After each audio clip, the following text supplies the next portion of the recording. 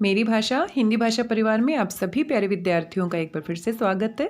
आज हम हल करने वाले हैं हमारा हिंदी का कार्यपत्रक 47 जो कि आपको मिला है 14 दिसंबर 2021 को, और ये हमारा संबंधित है उत्साह कविता से, जिसके कवि हैं सूर्यकांत त्रिपाठी निराला जी। कक्षा 10वीं के लिए पहले सेमेस्टर का सिलेबस हम पूरा कर चुके हैं, हमारी फाइनल परीक्षा भी हो चुकी है। अब हम तैयारी कर रहे हैं दूसरे सेमेस्टर के लिए, और दूसरे सेमेस्टर में काव्य खंड से उत्साह कविता आपकी सिलेबस में दी गई है, तो उसी के हिसाब से अब हम तैयारी कर रहे हैं। प्यारे बच्चों, पिछली बार हमने संत कवि तुलसीदास जी द्वारा रचित रामचरितमानस के राम लक्ष्मण परशुराम संवाद काव्य खंड का अध्ययन किया था, तो ये पाठ हमारे सेमेस्टर 1 में पहले ही आ चुका है। आज हम छायावादी कवि सूर्यकांत त्रिपाठी निराला जी और उनकी कविता उत्साह के बारे में अध्ययन करेंगे। तो सूर्यकांत त्रिपाठी निराला जी का जीवन परिचय यहाँ पर दिया गया है, जो आप अपनी पाठ्य पुस्तक में भी पढ़ सकते हैं, और यहाँ पर हमारी कविता उत्साह से संबंधित पंक्तियाँ दी गई हैं, जिनका भावार्थ भी आप यहाँ पर देख सकते हैं। आइए सबसे पहले सूर्यकांत त्रिपाठी निराला जी के जीवन परिचय के बारे में पढ़ लेते हैं। निराला का जन्म, उनको प्यार से सभी क्या बुलाते थे? निराला बुलाते थे, ये उनका उपनाम था। निराला का जन्म बंगाल के महिषादल में सन 1899 में हुआ। वे मूलतः गढ़ाकोला, जिला उन्नाव, उत्तर प्रदेश के निवासी थे, तो यहाँ उनके जन्म स्थान के बारे में जानकारी दी गई है। निराला की औपचारिक शिक्षा 9वीं तक महिषादल में ही हुई। औपचारिक शिक्षा यानी कि स्कूल में जाकर जो हम शिक्षा ग्रहण करते हैं औपचारिक तौर पर, फॉर्मल तरीके से, उसे हम औपचारिक शिक्षा कहते हैं। तो निराला जी 9वीं कक्षा तक ही स्कूल में पढ़े। उन्होंने स्वाध्याय से संस्कृत, बांग्ला और अंग्रेजी का ज्ञान अर्जित किया।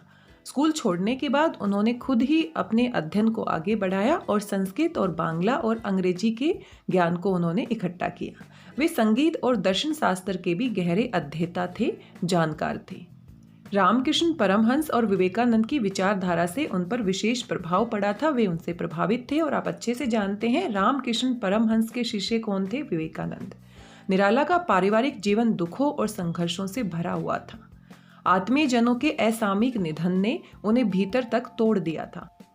आत्मीय जनों के असामयिक निधन ने उन्हें भीतर तक तोड़ दिया था। आत्मीय जन यानी कि उनके अपने जो परिजन थे, परिवार के सदस्य थे, उनकी पत्नी की मृत्यु हो जाती है, फिर उनकी बेटी सरोज की मृत्यु हो जाती है।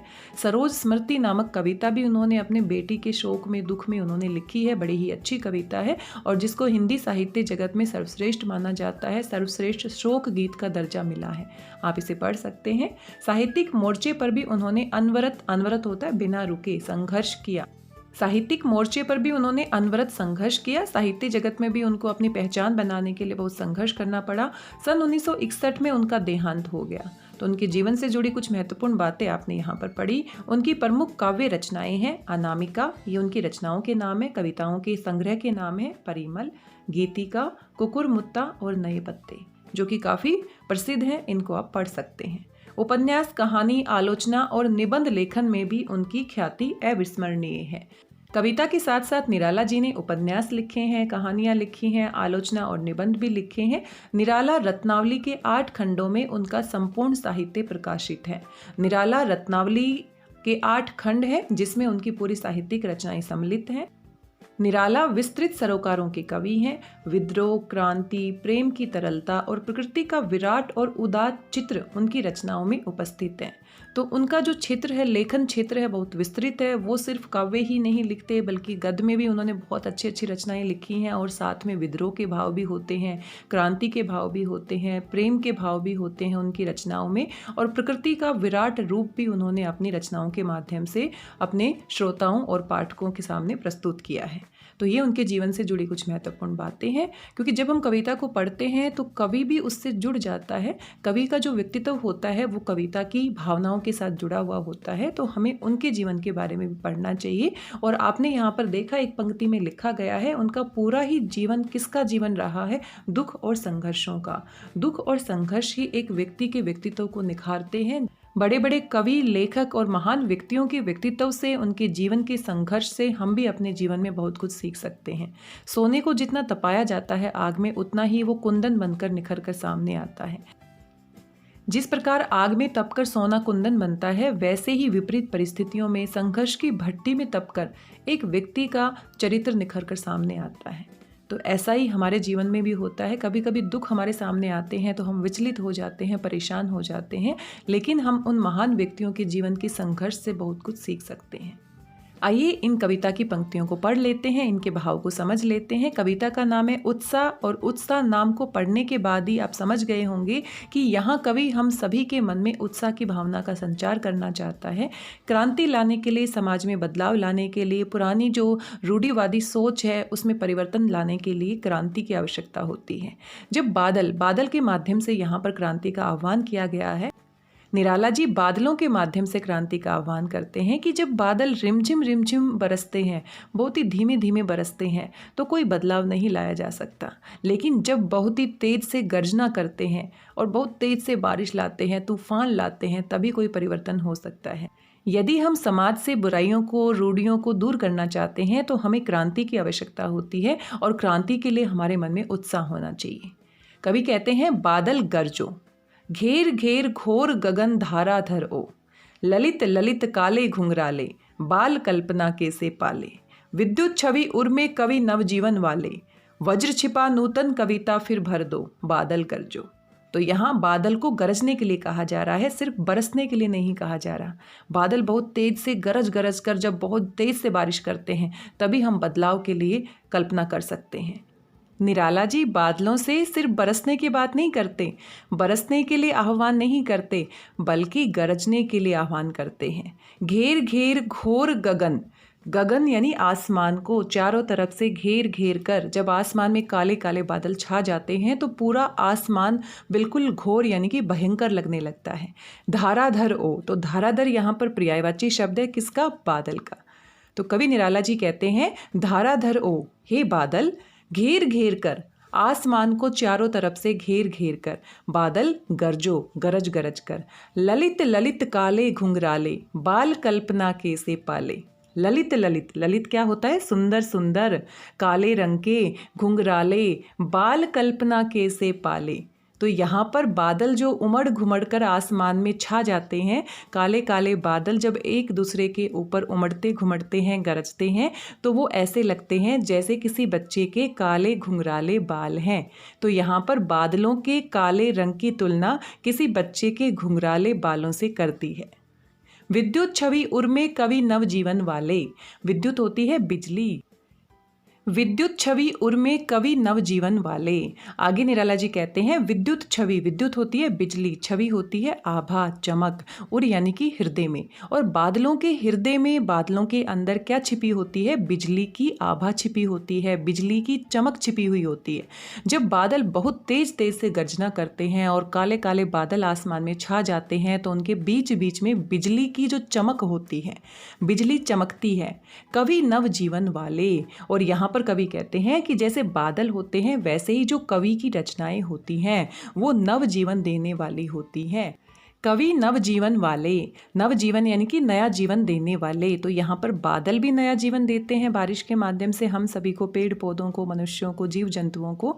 और जो कवि होता है वो अपनी नई नई रचनाओं से हर किसी के मन में उत्साह भर देता है, बदलाव लाने के लिए क्रांति के भाव, क्रांति के बीज बो देता है। यहाँ कवि को भी नवजीवन देने वाला कहा है और साथ में बादलों को भी नवजीवन वाला कहा है।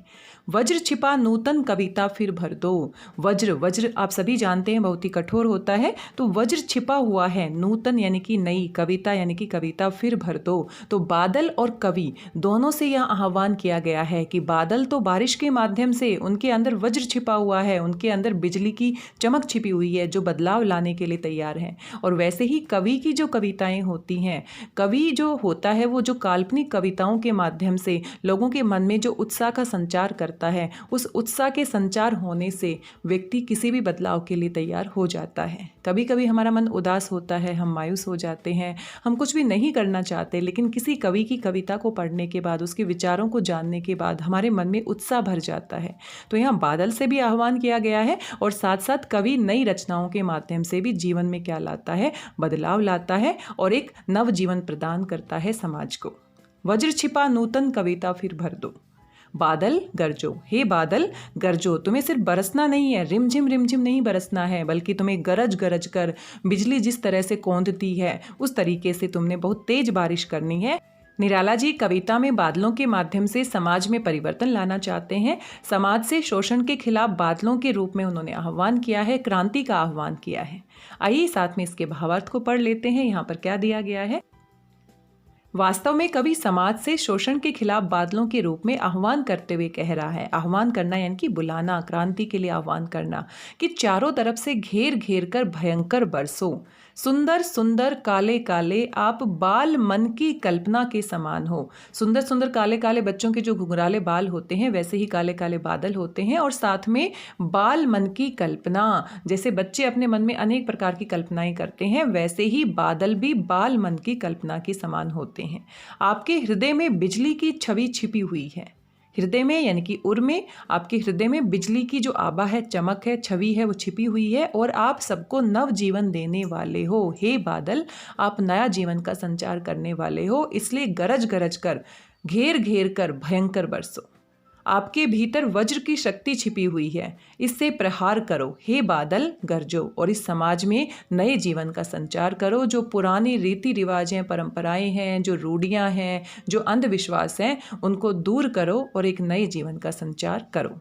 तो इस तरीके से निराला जी बादलों के माध्यम से क्रांति का आह्वान करते हैं। हम सबके मन में एक उत्साह की भावना का संचार करते हैं। आइए जो प्रश्न पूछे गए हैं वो भी देख लेते हैं। चलिए अब उपर्युक्त के आधार पर कुछ प्रश्नों को हल करके देखते हैं। निराला जी का जन्म कहाँ और कब हुआ, तो आप यहाँ पर दोबारा से देख सकते हैं। कहाँ पर हुआ था, बंगाल के महिषादल में सन 1899 में हुआ था, तो ये आप यहाँ पर लिख देंगे। आगे है, कवि बादलों के माध्यम से किससे आह्वान कर रहा है, तो कवि बादलों के माध्यम से समाज से आह्वान कर रहा है कि जैसे बादल गरज गरज कर नए जीवन का संचार करते हैं, तो वैसे ही हम सभी को, समाज के लोगों को, तो किससे आह्वान किया गया है, समाज के लोगों से। कवि बादलों के माध्यम से किससे आह्वान कर रहा है, समाज के लोगों से।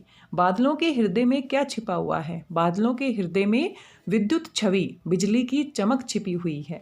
अनुप्रास अलंकार की क्या पहचान होती है, अनुप्रास अलंकार में एक ही वर्ण की बार बार आवृत्ति होती है। और यहाँ पर आप देख सकते हैं कुछ पंक्तियों में अनुप्रास अलंकार की छटा हम देख सकते हैं। अनुप्रास अलंकार में एक ही वर्ण की बार बार आवृत्ति होती है, और यहाँ पर आप देख सकते हैं घेर घेर घोर, तो यहाँ पर घ वर्ण की आवृत्ति है। ललित ललित यहाँ पर ल वर्ण की आवृत्ति है। तो यहाँ पर क्या है आपका अनुप्रास अलंकार। यहाँ पर कुल 4 ही प्रश्न दिए गए थे, बड़े ही आसान है, और यहाँ पर एक गतिविधि दी गई है, आप इसे भी कर देख सकते हैं। छायावादी कवि सूर्यकांत त्रिपाठी निराला जी का छाया चित्र बनाइए और उनके जीवन की प्रमुख घटनाओं का उल्लेख कीजिए। तो उनका चित्र बनाकर और साथ में आप उनके जीवन से जुड़ी हुई महत्वपूर्ण घटनाओं को आप लिख सकते हैं। जो कुछ पंक्तियाँ यहाँ पर दी गई है इनकी सहायता भी ले सकते हैं, बाकी आप नेट पर भी सर्च कर सकते हैं। तो ये एक गतिविधि है जिसे आप कर सकते हैं। साथ में कोविड-19 के दौरान आप अच्छे से जानते हैं नियमित रूप से अपने हाथों को साबुन और पानी से धोना है, खुद भी सुरक्षित रहना है और सभी को सुरक्षित रखना है। आज की इस वीडियो में बस इतना ही। आशा करती हूँ कविता की ये पंक्तियाँ आपको समझ में आ गई होंगी। मिलते हैं किसी और नई कार्यपत्रिका के साथ। तब तक स्वस्थ रहिए, व्यस्त रहिए, मस्त रहिए, खुश होकर अभ्यास करते रहिए। मेरी भाषा हिंदी भाषा परिवार के साथ जुड़ने के लिए आप सभी का धन्यवाद, बहुत बहुत धन्यवाद।